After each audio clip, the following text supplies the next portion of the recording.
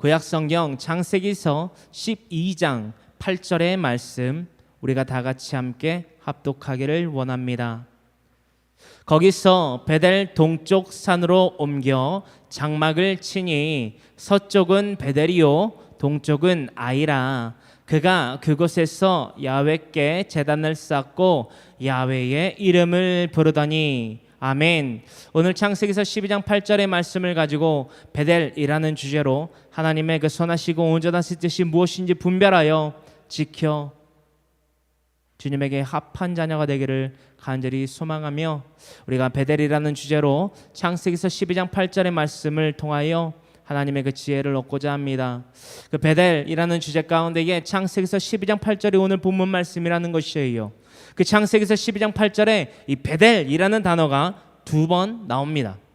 창세기서 12장 8절에 베델이라는 단어가 두 번 나오는데요, 이것은 두 개의 단어의 합성어, 즉 히브리어인데 히브리어 가운데에 이 두 개의 단어가 합성되어서 이 합성으로서 베트엘이라는 단어로서 즉 베델이라고 발음을 하는 이 문자가 기록되어 있다는 것입니다.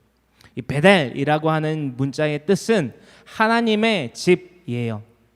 엘은 우리가 다 같이 알고 있다시피 하나님이며 베트는 가정 혹은 집이라고 우리가 뜻하고 있다라는 것입니다. 그것이 두 가지 단어가 합쳐져서 합성어로서 베ツ엘, 즉 하나님의 집으로 표기하고 있다라는 것을 우리가 마음에 새기는 이 시간 되기를 원해요. 하나님의 집. 우리가 지난주에는 바벨탑 사건, 니므롯을 통한 그 바벨탑이 세워지고 또한 그 성읍이 세워지고 그 성읍들이 나중에 바벨론과 아수르가 되었다라는 것까지 우리가 지난주 시간을 통해서 우리가 알아봤습니다. 그렇습니다.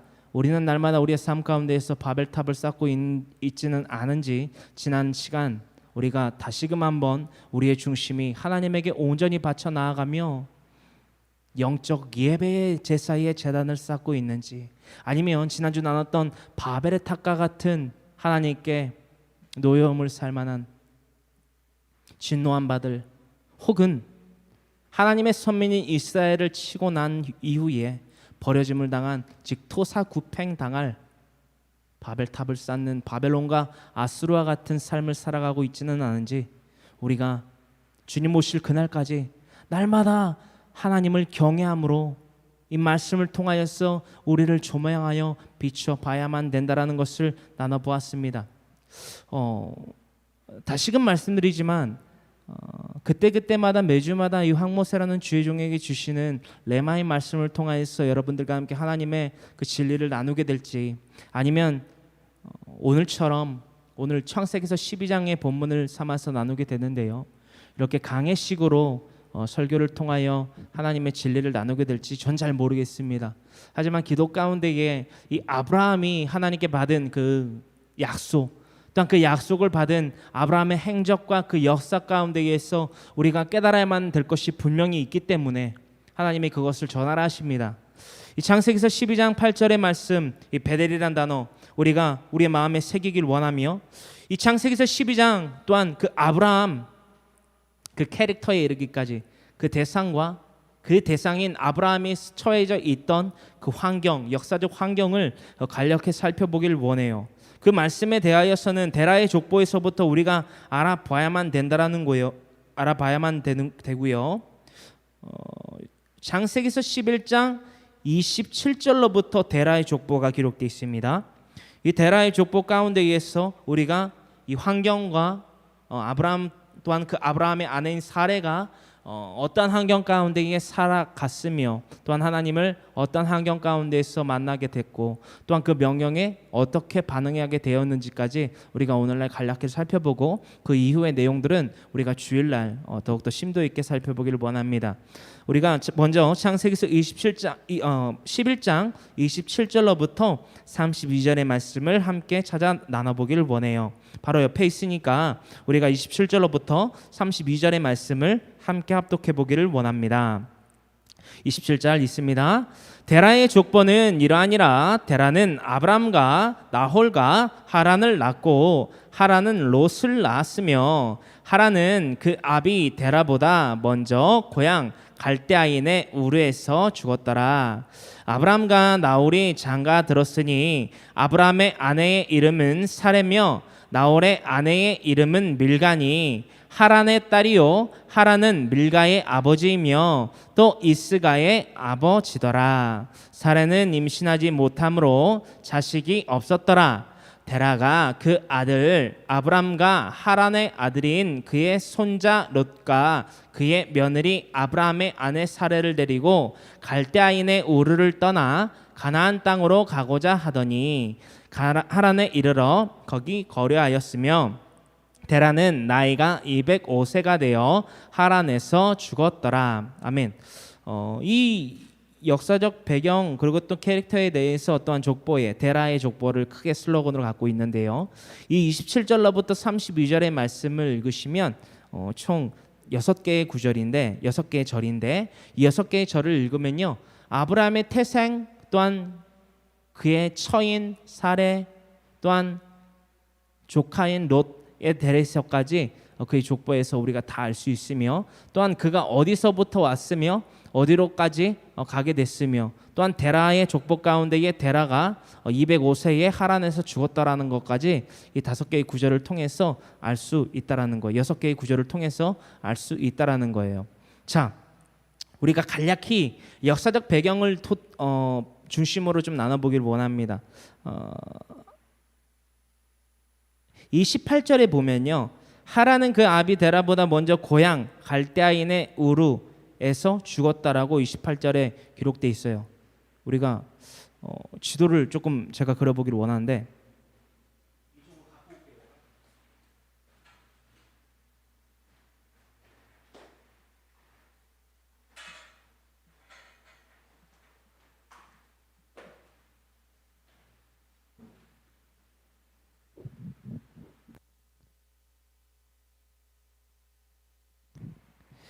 자, 갈대아인의 우르에서 그렇죠? 죽었다라고 돼 있어요. 우리가 갈대아인의 우르 우리가 많이 들어보신 분도 계실 건데 갈대아인의 우르가 어디냐면요.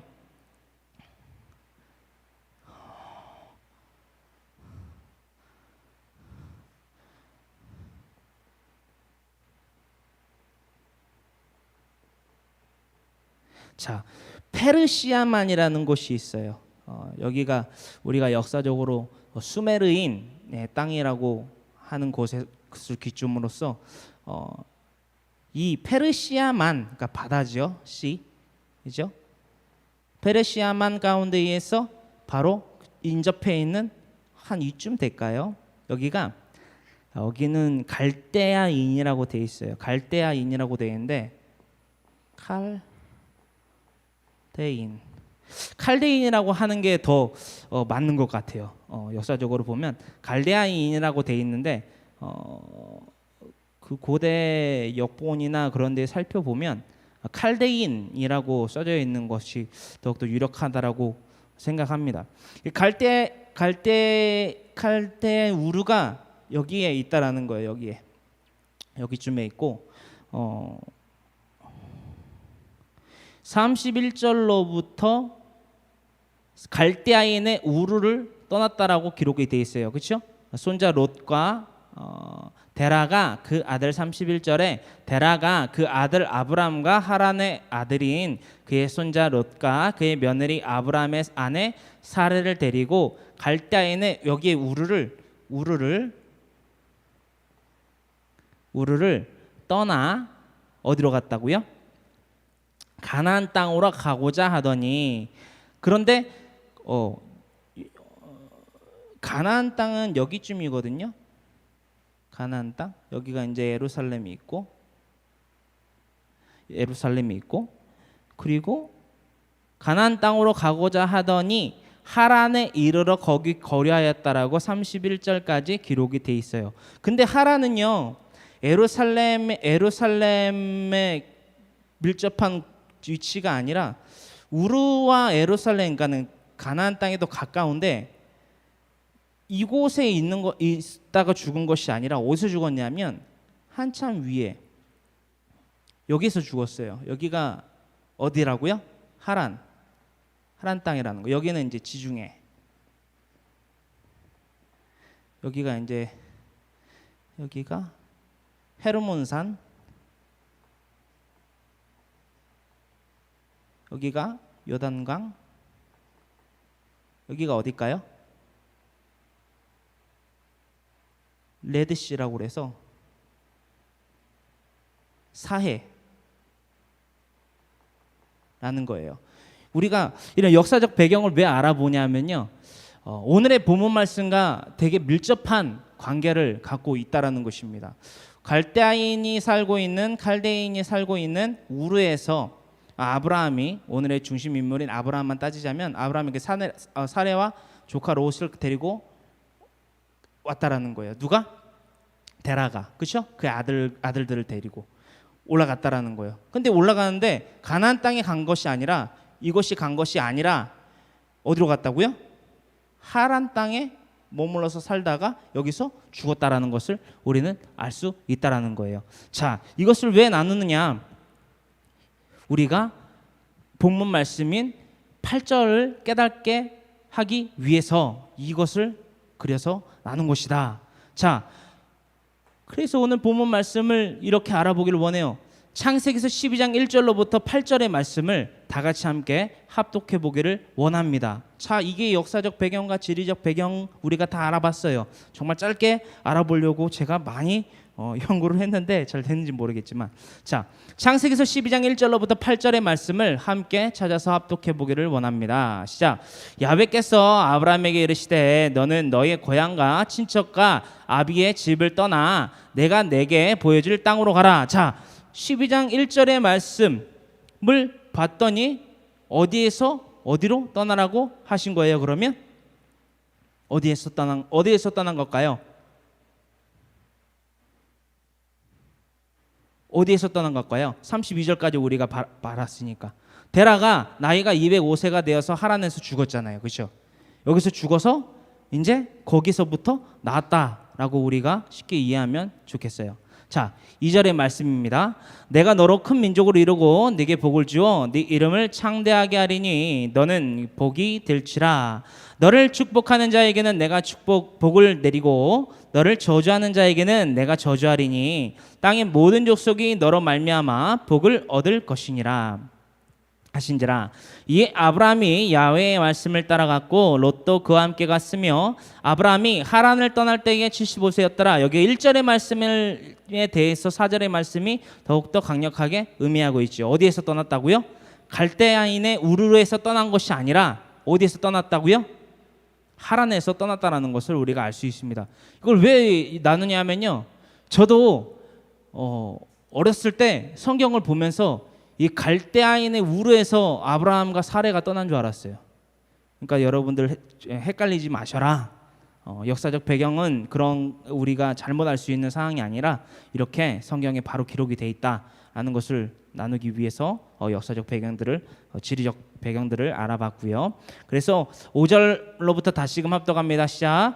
아브라함이 그의 아내 사레와 조카 롯과 하란에서 모은 모든 소유와 얻은 사람들을 이끌고 가나안 땅으로 가려고 떠나서 마침내 가나안 땅에 들어갔더라. 아브라함이 그 땅을 지나 세겜 땅 모래 상수리 나무에 이르니 그때에 가나안 사람이 그 땅에 거주하였더라. 어디에 거하였다고요? 가나안 땅에 들어갔고, 또한 그곳으로부터 나와서 6절을 봤더니만 아브라함이 그 땅을 지나 세겜 땅 모래 상수리 나무에 이르니 그때에 가나안 사람이 그 땅에 거주하였더라. 이 세겜 땅이 어디냐면요, 정확히 여기 이제 그 지도를 우리가 그린 거니까 어디 정도냐면 여기라고 할까요? 여기가 이제 가나안 땅이긴 한데 여기는 이제 예루살렘을 의미한 거고, 가나안 땅이라고 하면요, 예루살렘이 아니에요. 여러분, 가나안 땅은 접경지까지 포함한 땅 전체를 의미합니다.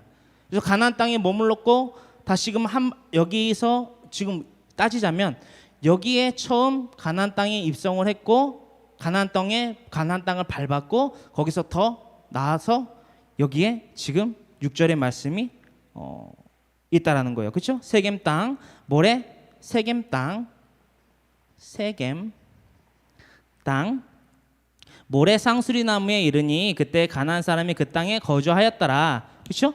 이해되시죠? 자, 7절 여호와께서 아브라함에게 나타나 이르시되 내가 이 땅을 내 자손에게 주리라 하신지라. 그러니까 이 가나안 땅, 이 모든 땅을 젖과 꿀이 흐르는 땅이잖아요. 왜? 지중해.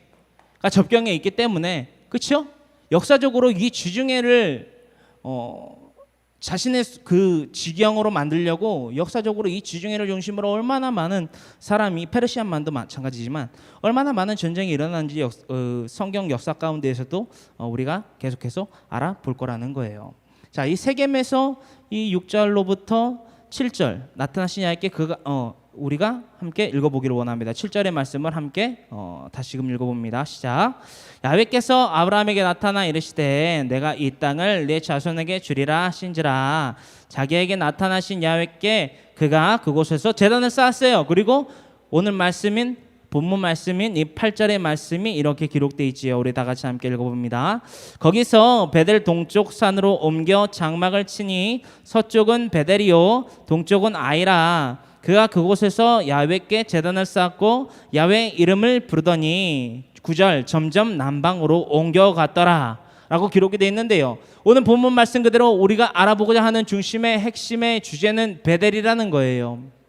아브라함이 하란에서부터 자신의 아내 그리고 조카 롯을 데리고 그 하란 땅에서 나와서 어떠한 행적을 밟았는가? 그 가운데에서 정계 또한 무언가를 암시하는 것을 9절에서 이렇게 기록해 놨다라는 거예요. 점점 어디로 갔다고요? 남방으로 옮겨 가더라. 남방이면 어디죠? 그렇죠? 밑에잖아요. 그렇죠? 이 밑에면 어디냐면요. 네게브 혹은 뭐 네겝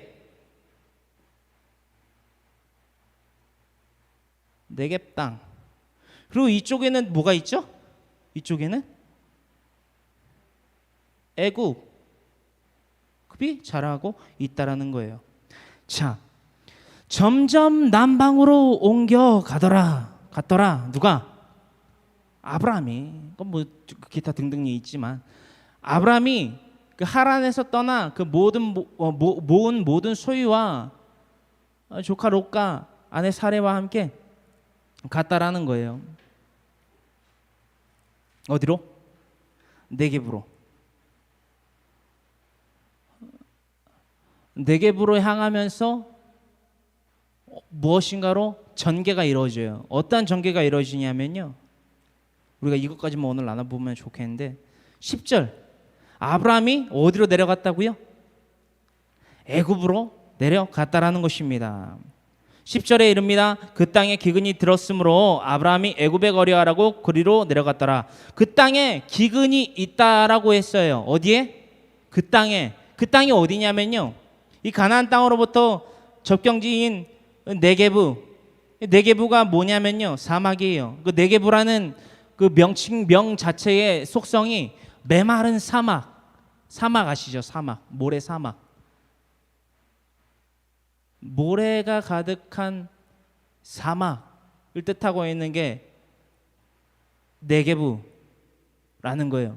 이 네게브에 기근이 가득하여서 그 땅에서는 어떤 작물도 기를 수 없고 가지고 있던 소유했던 양떼에게 풀을 뜯게 할 수도 없고 심지어는 그 모든 것들을 거느리고 있는 자신도 먹고 마시는 데에 또한 장막을 피고 거주하는 데에 불과했다라는 거예요. 그래서 결국은 어디로 향하냐면 애굽 땅으로 향했다라는 거예요. 이것이 역사적 배경입니다. 우리가 계속해서 알아볼게요. 9절입니다. 자, 10절 거리하려고 그리로 내려갔더라. 이는 그 땅에 무엇이 심하였음이니라? 네게부 그 사막에 네게부 땅에 네겝 땅에 기근이 심하였더라. 11절 그가 애굽 가까이에 이르렀을 때에 그의 아내 사라에게 말하되 내가 알기에 그대는 아름다운 여인이라. 자, 이 11절의 말씀으로부터 이 전개의 사건의 개요가 이제 사건의 중심이 맥락에 이제 서술돼요. 여러분, 이 사건을 여러분들 다 잘 아실 겁니다. 네겝 땅, 즉 네겝이라고 하는 네겝 혹은 네겝이라고 하는 사막에 거주하려고 하다가 안 돼서 그 땅의 기근이 심함으로 말미암아 그 아브라함이 그 기근을 피하여 어디로 갔다고요? 애굽 땅에 갔는데 그 땅은 어떤 땅인가요?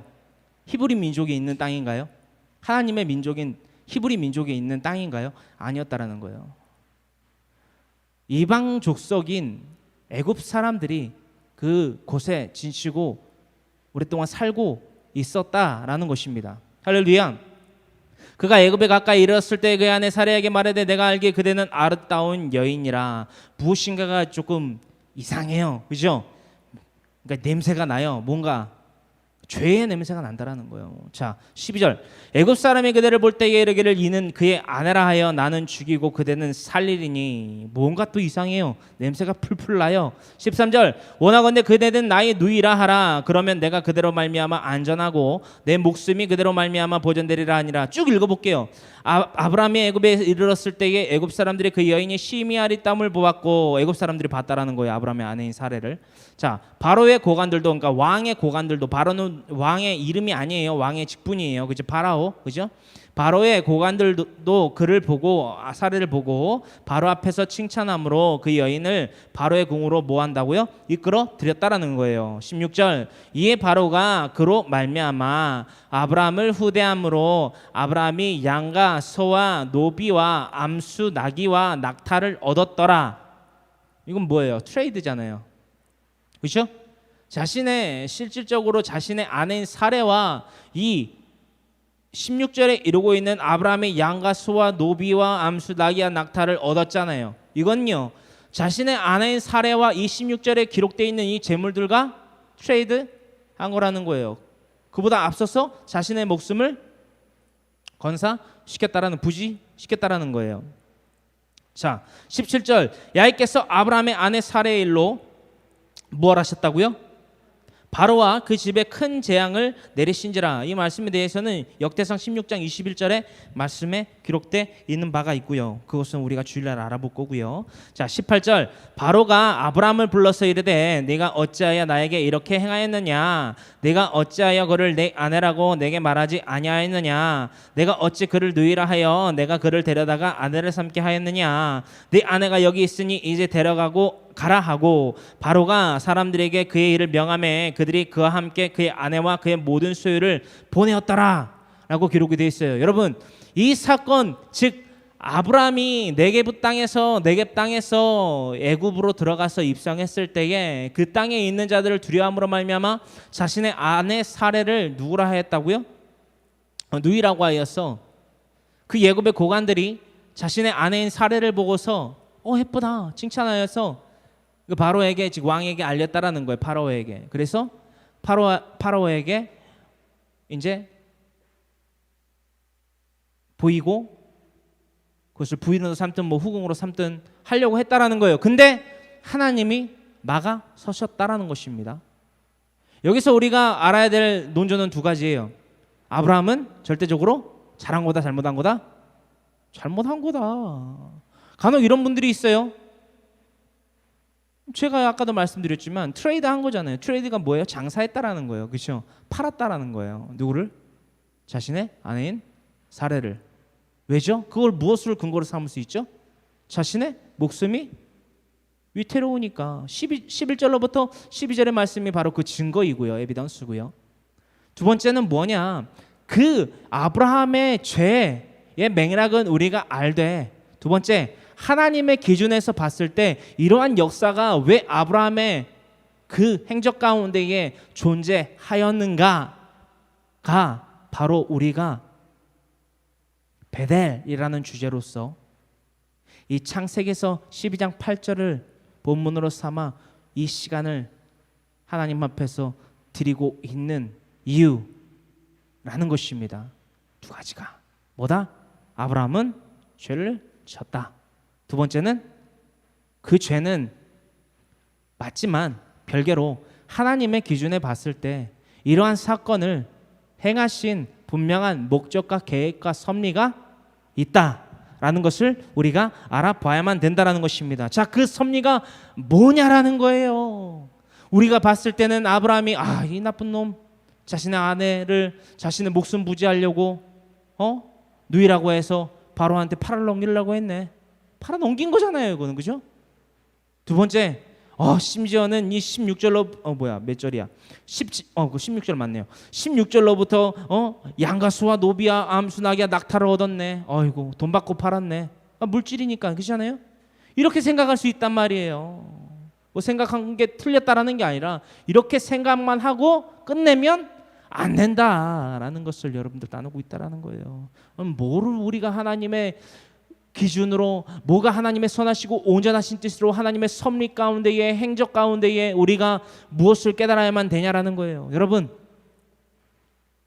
아브라함이요, 비록 이 네겝 땅에서의 기근을 견디지 못해서 애굽 땅에 들어가 이런 옳지 못한, 선하지 못한 행적을 펼쳤지만요, 이 행적 가운데에서 하나님이 역사하시는 그 현장을 우리가 들어가서 디테일하게 살펴봐야만 된다는 것이에요. 그 말씀이 바로 17절의 전개입니다. 우리 다 같이 17절의 말씀을, 창세기서 12장 17절의 말씀을 다시금 함께 나눠보기를 원해요. 시작.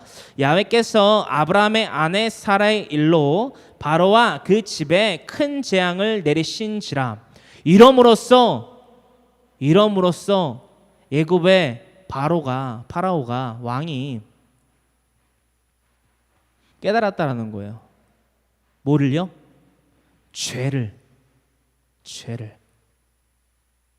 아브라함이 자신이 행하는 행위가 하나님 앞에 선한 일인지, 즉 옳은 일인지 옳지 못한 일인지 몰랐을까요? 알았다라는 거예요. 왜? 양심이 있기 때문에. 지금 당시에는 율법은 이 땅 가운데 내려오는 상황이 아니에요. 하지만 아벨과 같이 하나님이 기뻐하시는 이 일이, 하나님이 기뻐하시는 그 중심이, 삶이 무엇인지 이 땅에 이들은 분명히 알 수 있는 매개체가, 커넥션이 있었다라는 것을 우리가 강의 설교를 통해서 우리가 나눠본 바가 있기 때문에 충분히 그것은, 그 중심은 이해하실 수 있을 거라고 생각을 합니다. 그 집에 큰 재앙을 내리심으로 말미암아 하나님께서 행하시는 그 큰 재앙으로 말미암아 어떠한 일이 펼쳐지는지 우리가 봐야만 된다라는 거예요. 하나님의 존재에 대해서 그 애굽 땅이 알게 하셨다라는 것이 큰 대표적인 하나의 중심 맥락이 될 수 있고요. 18절, 그러므로써 바로가 어떻게 액션 반응을 하는지 보자고요. 바로가 아브라함을 부릅니다. 그리고 아브라함에게 이렇게 일러요. 네가 어찌하여 나에게 이렇게 행하였느냐. 뭘 행했죠? 사례를 자신의 누이라고 해서 그 궁에 들이게 하였죠. 그것에 대해서 말하는 거예요. 네가 어찌하여 그를 네 아내라고 내게 말하지 아니하였느냐.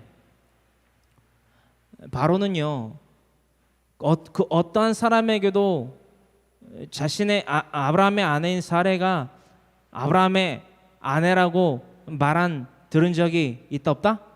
없다라는 거예요. 근데 어떻게 알았냐라는 거예요.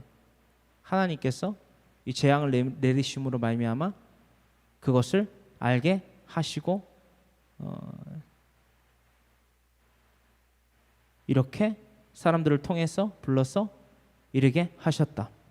19절, 네가 어찌 그를 누이라 하여 내가 그를 데려다가 아내를 삼게 하였느냐. 네 아내가 여기 있으니 이제 데려가라 하고, 바로가 사람들에게 그의 일을 명하매 그들이 그와 함께 그의 아내와 그의 모든 소유를 보내었더라.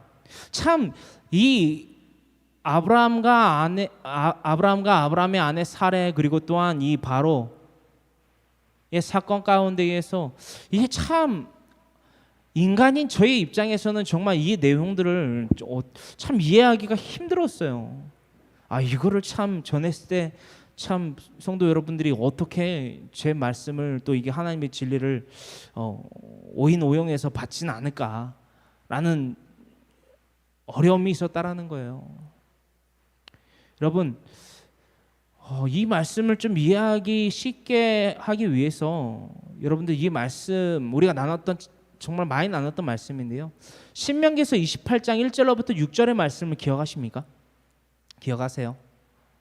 정말 그 말씀만 사실 가지고는 다 이해하기는 힘든데요. 하나님의 말씀에 청종하고 그 말씀에 순종하는 자들이 받는 복에 대해서 여러분들 기억하십니까? 모든 이름 위에 뛰어난 이름을 받는다라는 그 신명기에서 28장 1절로부터 6절의 말씀, 그것이 하나님의 행하심 그 능력, 또 하나님에게 합한 자들이 받을 그 복인데요. 아브라함이 그러한 복 중에 복을 받았다라는 것을 우리는 이 창세기에서 12장의 말씀을 통해서 알 수 있었다라는 거예요. 익숙한 성읍 하란에서도 복을 받아서 각기 재물과 각기 양떼를 몰고서 그 하란 땅에서부터 나올 수 있었다라는 것을 우리는 또 볼 수 있고요. 또한 익숙하지 아니하였던 그의 결과론적으로 이 애굽 땅에서 이 아브라함이 받는 복에 대해서 여러분들 다시금 컨펌 좀 확인해 보실 수 있는 오늘날이 되시기를 간절히 소망합니다. 정말 우리의 눈에 봤을 때는 이 파렴치한 놈 자신의 아내를 어떻게 팔아넘기지? 물론 죄예요. 물론 잘못된 거예요.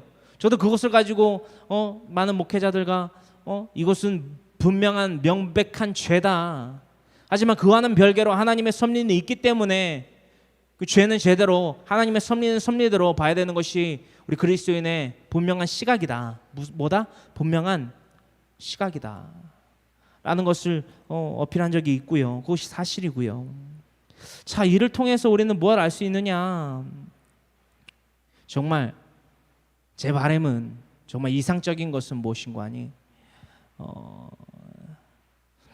참 하나님을 끝까지 의지했어야 됐는데 정말 지구력이, 그렇죠?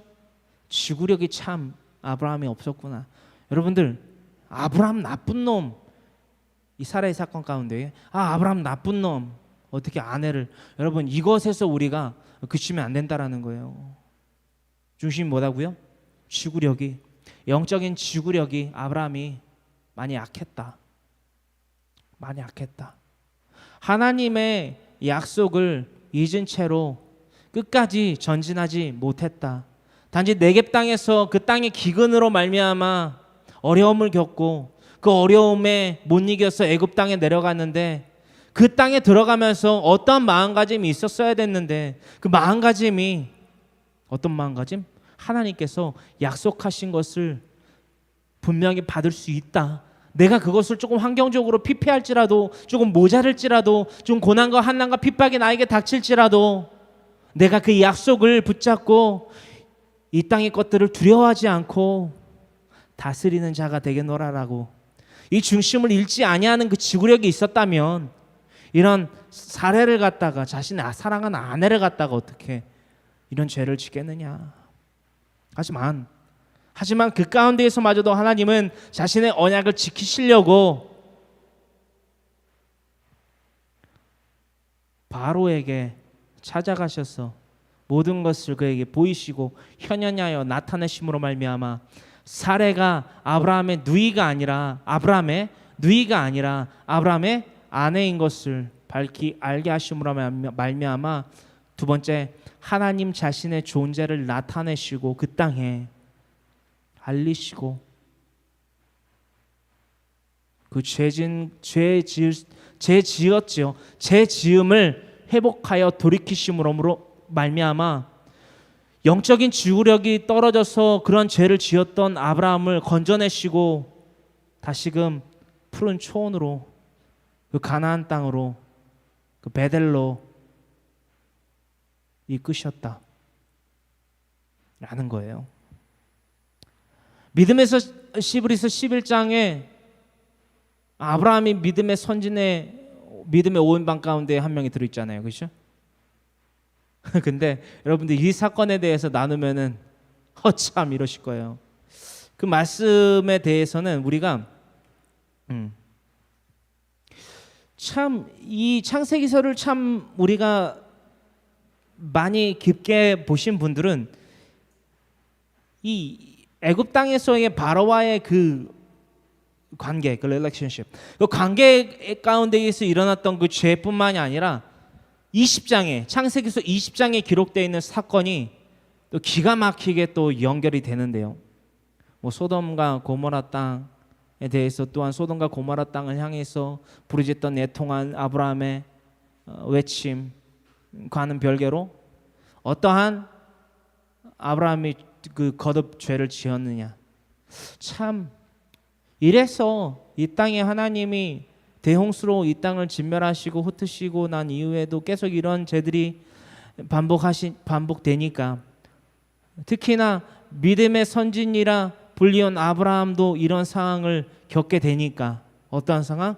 거듭 참된 우리가 오늘 말하는 뉘우칠 해와 고칠 개, 즉 온전한 회개의 삶을, 거룩한 삶을 살아가지 못하니까 모세를 통해서 이 땅에 율법을 주시고 예수 그리스도를 통해서 이 율법을 폐하한 것이 아니요 온전케 하셨다. 율법으로 말미암아 그 죄를 깨닫게 하셨다라는 것까지 전개될 수 있게 되는 하나의 깊은 묵상이 될 수 있는 이 20장의 말씀이 되기를 원해요.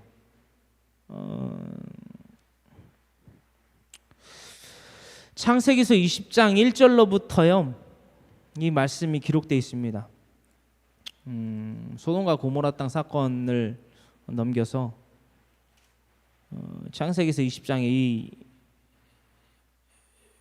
기록이 되어 있죠. 우리 함께 읽어볼까요? 이거 읽고 조금 마침표를 찍고 주일날 또 나눠보기를 원합니다. 창세기서 20장 1절로부터의 기록이에요. 함께 읽습니다. 시작.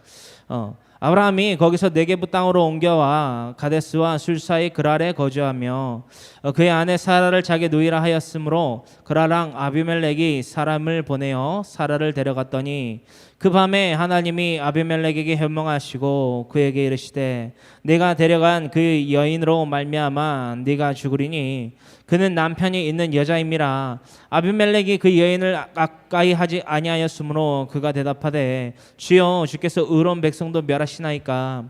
그가 나에게 이는 내 누이라고 하지 아니하였나이까. 그 여인도 그는 내 오라비라 하였사오니 나는 온전한 마음과 깨끗한 손으로 이렇게 하였나이다. 하나님의 꿈에 또 그에게 이르시되 네가 온전한 마음으로 이렇게 한 줄을 나도 알았으므로 너를 막아 내게 범죄하지 아니하게 하였나니 여인에게 가까이 하지 못하게 함이 이 때문이니라. 이제 그 사람의 아내를 돌려보내라. 그는 선지자라. 그가 너를 위하여 기도하리니 네가 살려니와 네가 돌려보내지 아니하면 너와 내게 속한 자가 다 반드시 죽을 줄 알지니라. 자, 이 아비멜렉과 아브라함의 이 사이 가운데에서 일어났던 또 하나의 아브라함의 정말 어이없는 어처구니 없는 실수를 해요. 네겝 땅, 그저 네겝이라고도 나와 있나요 여기? 창세기서 20장 1절에 네겝 땅으로 옮겨가 가데스와 술 사이 그랄에 거주하며 그의 아내 사라를 자기 누이라 하였으며 그랄 왕 아비멜렉이 사람을 보내어 사라를 데려갔더니, 그러니까는 아수르잖아요 여기가, 그죠? 아수르인가 바벨론인가? 이 아수르란 말이에요. 그랄이, 그렇죠?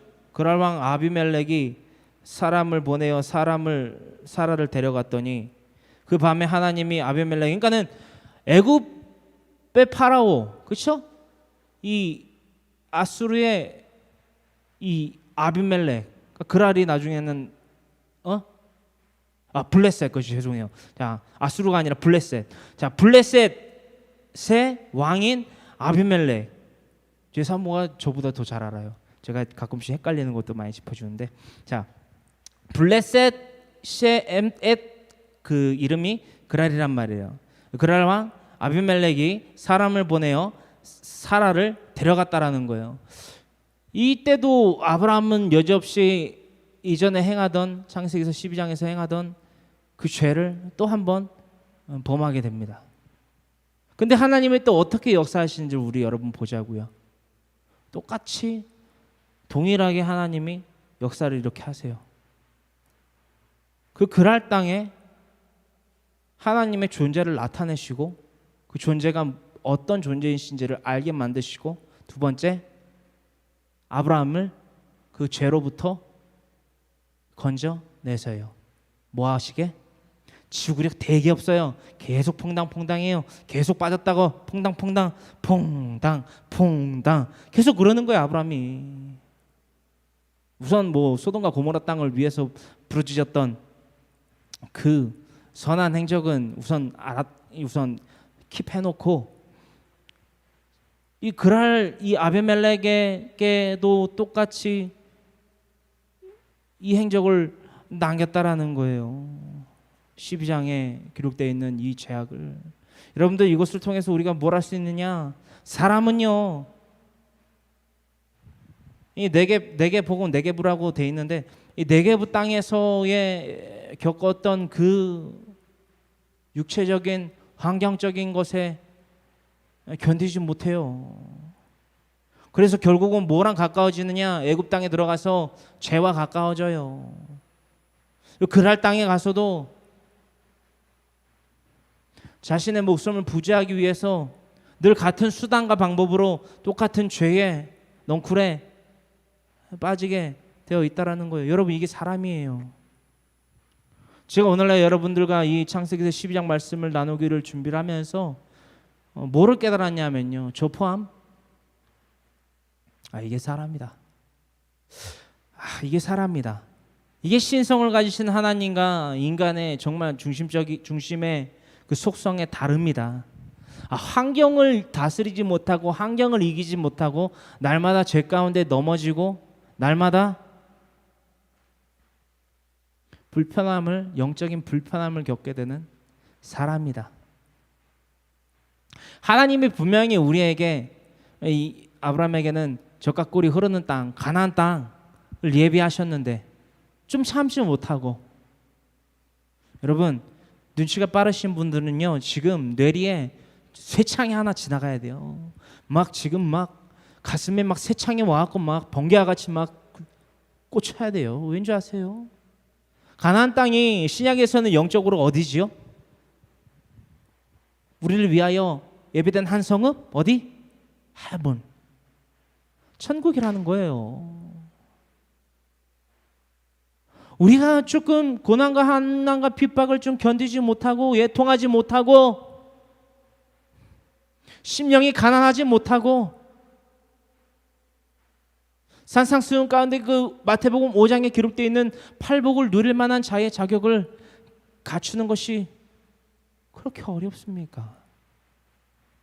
이것을 좀 견디지 못하고 아브라함이 네게부에서 그 기근을 버티지 못한 것과 같이, 좋아요, 환경이 힘들어서 조금 힘들 수 있어요. 하지만 애굽 땅에 들어가서 여러분 아브라함이 어떤 행적을 펼치는지 보세요. 어떤 것이 하나님 앞에 선하다 일컬음을 받습니까? 어떤 것이 의인으로서 완전한 자로서 하나님 앞에 보여집니까? 우리가 어떻게 살고 있냐라는 거예요.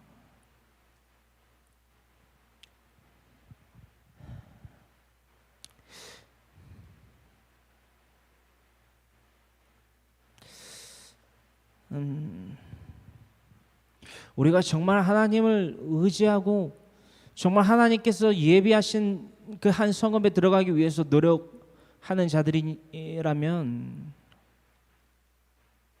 정말 이 말씀을 정말 의지하길 원해요.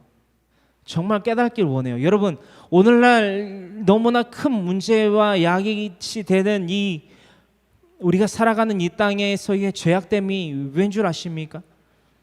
하나님의 말씀이 땅에 떨어졌어요. 하나님의 정의가 너무 굽어졌어요. 우리들로 하여금. 왠 줄 아십니까? 하나님의 말씀에 진리는 온데간데없고 하나님의 말씀이 그저 하나의 장식거리에 불과해지고 하나의 토테미즘 가운데에 하나에 불과해지고 하나의 좋은 이 세상의 수많은 교훈 가운데에 하나가 되어버렸어요. 그게 어떻게 전지전능한 하나님의 말씀입니까? 하나님은요 우리를 자신의 백성으로 삼으시길 원하고 하나님은 우리의 하나님이 되어주시길 원한다라는 거, 신정통치하시기를 바란다라는 거예요. 신정통치는 무엇입니까? 여러분 정말 제가 이런 말씀 많이 드리고 싶지 않은데요, 세상에도 이런 말이 있잖아요. 하늘 아래 두 개의 태양이 뜰 수 없다. 귀신의 장가 하나님의 잔이 한 식탁에 겸하여 올려줄 수 없다. 마심 당할 수 없다. 우리가 너무 말씀을 몰라요. 말씀을 모른다라는 건요, 많이 읽었다 적게 읽었다 이걸 말씀드리는 게 아니에요. 하나님의 말씀은 능력이 있습니다. 할렐루야. 하나님의 말씀은 능력이 있습니다. 하나님의 말씀은 영원하십니다. 풀은 마르고 꽃은 시드나 주의 말씀은 영원하십니다. 할렐루야. 시편 23편의 말씀을 우리가 다 같이 함께 읽고 합독하며 우리의 마음에 새김으로 말미암아 하나님을 온전히 의지하고 신뢰하고 믿고 따르길 원해요. 우리를 위하여 예배단 한 성읍에 들어가는 우리 모두가 되기를 간절히 소망하는 마음으로 시편 23편의 말씀, 시편 기자인 다윗은 믿음의 선진들 가운데에 아브라함에 대해서도 참 많이 언급했던 인데요. 그가 개인적으로 다윗 자신의 그 영적인 삶에 있어서 물론 한번 넘어진 적이 있었지만 영적인 지구력을 갖기 위해서 어떠한 고백을 되뇌었는지 하나님 앞에 드렸는지 우리가 함께 살펴보기를 원해요. 시편 23편의 말씀입니다. 구약성경 818에서 819면에 있어요. 시편 23편 1절로부터 6절의 말씀을 함께 찾아서 합독해 보기를 원합니다. 시작.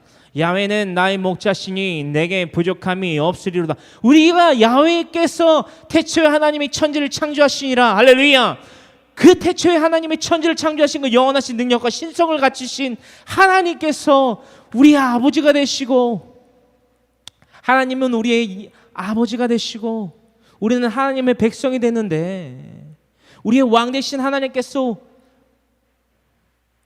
우리를 돌보지 아니하시겠습니까? 마태복음 6장 33절. 그런즉 너희는 먼저 그의 나라와 그의 의를 구하라. 그리하면 이 모든 것을 너에게 더하시지 않겠습니까? 할렐루야. 2절입니다. 그가 나를 푸른 풀밭에 누이시며 쉴만한 물가로 인도하신도다. 이 영적인 것으로 말미암아 이것을 총칭하자면 무엇입니까? 우리를 위해 한 예비된 한 성읍. 할렐루야. 천국이라는 거예요. 3절. 그러므로 말미암아 내 영혼을 소생시키시고 자기 이름을 의하여 의의 길로 인도하시는도다. 참 아브라함이요, 창세기서 12장 뿐만이 아니라 그러나 아비멜렉에 이르기까지 그런 똑같은 죄를 지어도 하나님께서 왜 아비멜렉에게 찾아가시고 바로에게 찾아가셔서 현몽에 나타나셨는지를, 그 음성으로 이르셨는지를 여러분들이 이제 깨달아야만 된다라는 거예요. 할렐루야. 내 영혼을 소생시키시고, 왜? 제 가운데 영혼이 제 나락으로 떨어져 있으면 죽을 수밖에 없으니까. 그 영적인 지구력이 없어서 계속해서 퐁당퐁당 계속해서 죄를 지면 영혼이 죽을 수밖에 없으니까 내 영혼이 소생받아야 되니까 자기 이름을 위하여 의의 길로 인도하시는도다. 자기의 그 거룩하신 이름, 아브라함과 하신 그 약속을 지키시려고 우리를 죄 가운데 버려두지 아니하시고 우리를 죄에서 속량하신다라는 거예요. 구약에서는 오늘날 우리가 나누고 있는 베델, 즉 창세기서 12장 8절에 아브라함을 그렇게 죄 가운데에서 구렁텅이에서 건지신 거고요. 할렐루야. 신약의 시대를 살고 있는 우리는 예수 그리스도를 통함으로 말미암아 그 eternity, 그 영생, eternal life, 영생의 삶을 누리게 하시기 위해서 우리를 건져내시는 거예요. 회개하는 자들에게 회개하라, 천국이 가까이 왔느니라. 이는 그를 믿는 자마다 멸망치 않고 영생을 얻게 하려 하심이라. 할렐루야. 이것이 하나님의 뜻이라는 거예요. 자, 우리가 이렇게 사망의 죄 가운데 거하여 있을 때 하나님은 우리의 어떠한 마음으로 우리를 건지려 하시는지 그 계획과 그 섭리를 보자라는 거예요. 아브라함은 나쁜 놈, 자신 아내 살에 팔아먹은 놈, 맞아요. 팔아먹은 놈 맞아요. 그런데 거기서만 그치면 안 된다? 안 된다. 안 된다라는 거예요. 자, 그렇다면 하나님의 그 섭리와 그 사랑과 그 긍휼은 왜 우리에게 나타났는가? 우리가 이것을 알아야만 된다라는 거예요. 4절입니다. 내가 사망의 음침한 골짜기로 다닐지라도 해를 두려워하지 않는 것은 주께서 나와 함께 하심이라. 주의 지팡이와 막대기가 나를 안위하시나이다. 이것은 두 가지 측면으로 볼 수 있어요. 신명기서 28장 1절부터 6절의 말씀 가운데에 우리가 익숙한 성읍에서도 복을 받고 들에 나아가서도, 들이 뭐예요? 익숙하지 아니하잖아요, 그렇죠? 우리가 한 번도 가보지 못한 땅인 거예요. 그것이 들이라는 것입니다. 들은요, 어떠한 짐승이 우리를 해하려고 우리에게 다가올지 몰라요. 어떠한, 우리 한국에는 그게죠, 산적이 나를 올가매가서 해치려고 들지 몰라요. 우리가 가진 것을 해함으로 말미암아 강도질하려고 할지 몰라요. 이 말씀을 우리가 첫 번째 분명히 깨달을 수 있는 것이고요. 우리가 아브라함과 같이 그 사례를 팔아넘긴 그 죄악 가운데 의해서 날마다 그 사망의 음침한 골짜기로 날마다 풍덩풍덩 빠져요. 풍덩풍덩 빠지만 하나님은 그 풍덩풍덩 빠져서 목 끝까지 이제 코까지 덮으려고 하는 그 물에서, 사망의 물에서 우리를 건져 올리신다라는 거예요.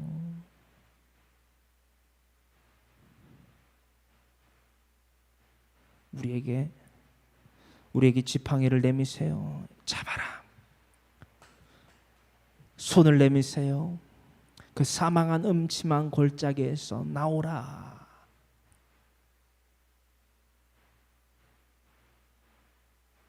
이 세상이 우리가 다스려야만 하는 이 세상이 우리에게 올무가 되고 가시가 되고 엉겅퀴가 되어서 우리의 발목을 잡아서 우리를 음부의 그 소홀로 끌어내리려 할 때에 예수님은 내미신다라는 거예요. 주의 막대기를, 주의 지팡이를, 주님의 그 손을.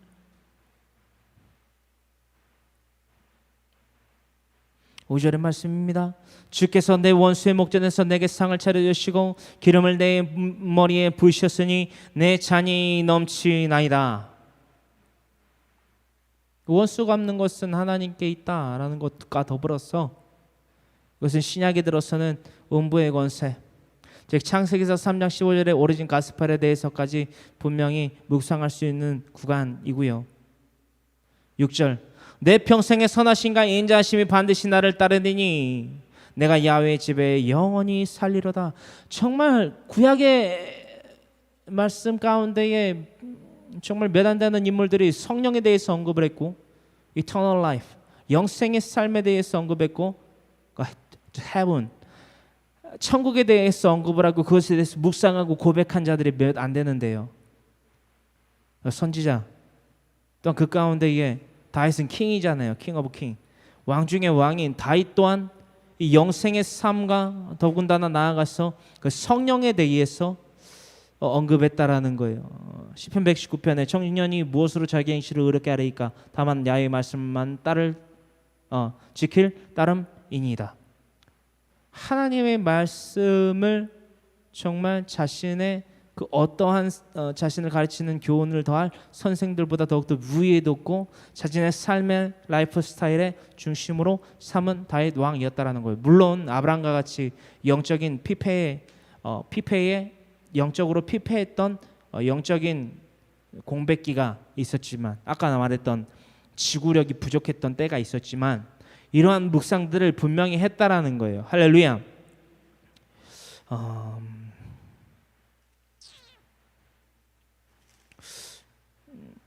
여러분, 이 말씀 정말 우리가 찾아내서 한번 살펴보기를 원해요. 이 말씀 뭐냐면요, 아브라함이 이러한 창세기 12장과 20장에 이루고 있는 그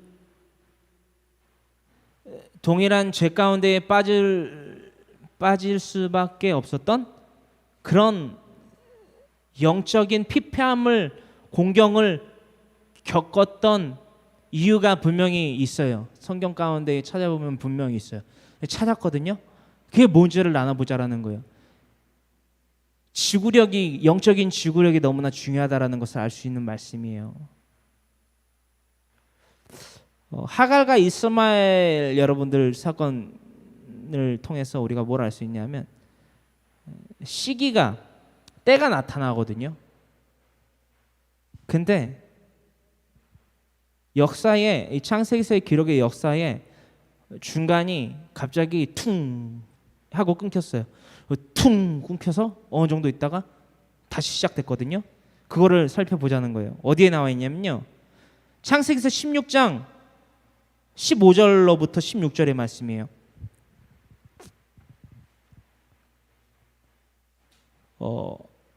아브라함의 그 아내 사라와 그의 몸종인 하갈을 기억하시죠? 그리고 그 하갈의 태로부터 하나님의 언약의 말씀, 즉 이삭을 주실 것에 대한 것들을 신임하지 못하고 그 부부가 아브라함과 사레가 하나님 앞에 온전함을 지키지 못하고 사라의 몸종인 누구? 하갈에게서 아브라함이 이스마엘을 낳게 돼요.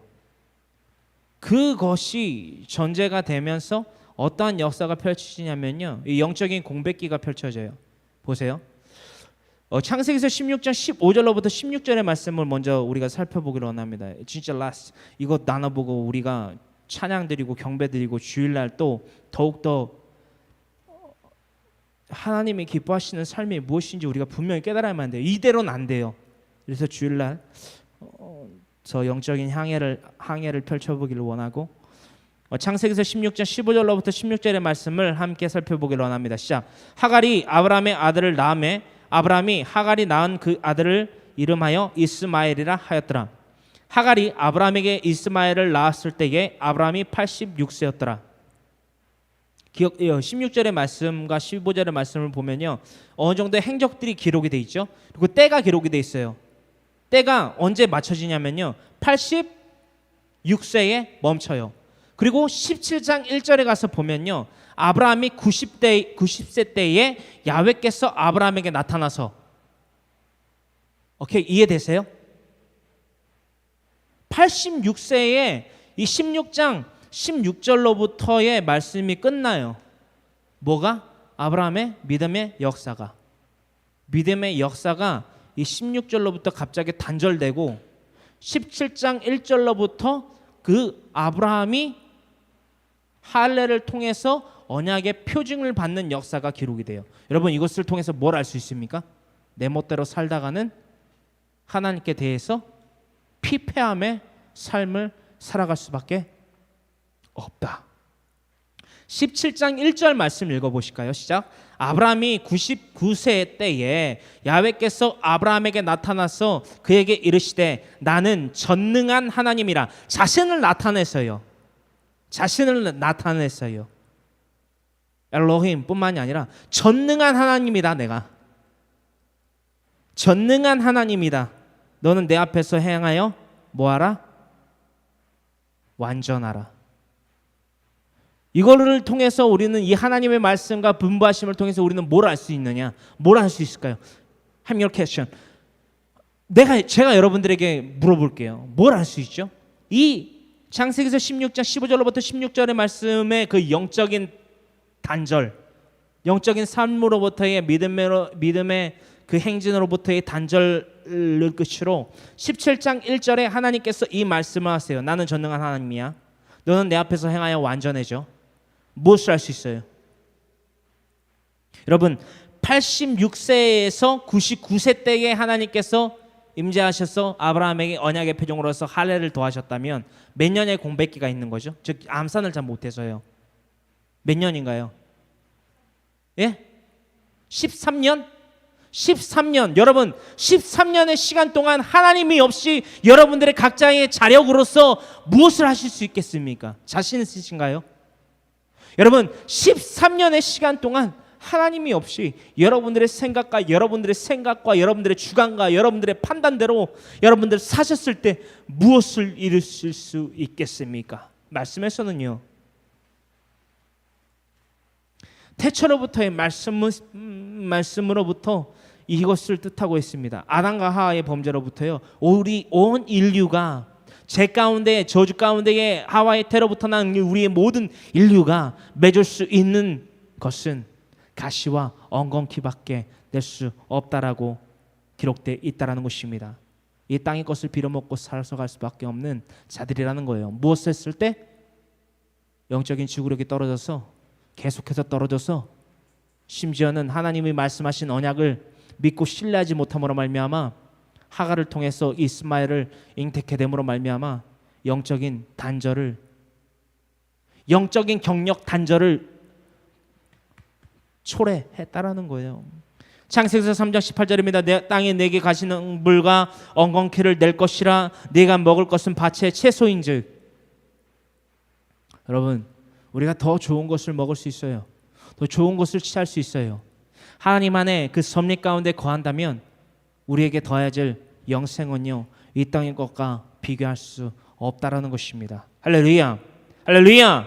그러므로 말미암아 우리의 목표가 바로 이것이 되어야만 된다라는 거예요. 우리의 모든 시간과 장소가 예배의 처소인 베델, 하나님이 집이 되어야만 된다라는 것입니다. 마태복음 16장 18절에 이루고 있습니다. 너는 베드로라, 네 반석 위에 내 교회를 세우리니. 내 교회, 하나님께서 우리를 통해서 교회를 만들고자 하세요. 우리 각자가요, 우리 개인이요, 하나님이 거하시는 처소 베델, 하나님의 집이 되기를 간절히 소망하신다는 것을 우리가 잊지 말아야만 한다는 것입니다. 할렐루야. 그러므로 말미암아 우리들의 목표를 이렇게 외치기를 원합니다. 시작. 우리의 모든 시간과 장소가 예배의 처소인 베델이 되자. 하나님의 집인 베트 그리고 합성어인 베델이 되기를 간절히 소망합니다. 베델이 되기를